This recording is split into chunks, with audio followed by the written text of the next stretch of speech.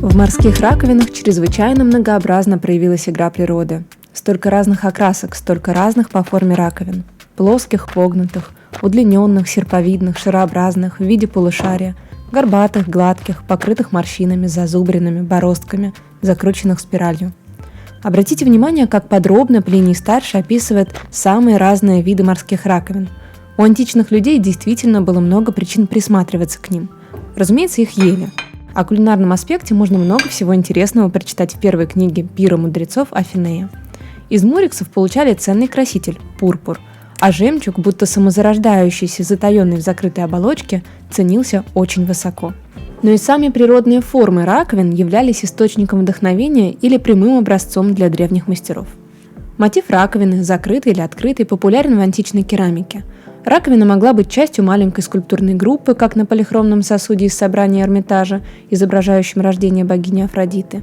Порою сам сосуд уподоблялся раковине, что и логично, ведь сосуд – это оболочка, вместилище. Формы могут быть весьма причудливыми. На позднеархаическом арибале из собрания музея Метрополитен двустворчатые раковины моллюска-сердцевидки соединяются вокруг единой оси, и из этого конгломерата произрастает венчик и тонкие ручки сосуда. С одной стороны, это великолепное соединение двух начал – природной формы моллюсков и искусственного объема вазы. С другой стороны, сами раковины плотно закрыты, их нельзя раскрыть привычным способом, зато их содержание становится доступным благодаря венчику. Существует целая группа пиксид-коробочек, созданных наподобие двустворчатой раковины моллюска-гребешка. Настоящие раковины скрепляются серебряными заклепками или же создаются имитации створок в керамике или металле. Но о них, пожалуй, поговорим подробнее в другой раз. Сейчас же хотелось бы обратить внимание на чрезвычайно сложную игривую группу – на мраморные раковины V-IV веков до нашей эры. Их известно всего несколько в мировых собраниях – в Афинском национальном музее, в Метрополитен и в музее Гетти. На первый взгляд перед нами как будто настоящая раковина. Спиралевидно закрученное основное тело раскрывается как веер с острыми, длинными, хрупкими ребрами.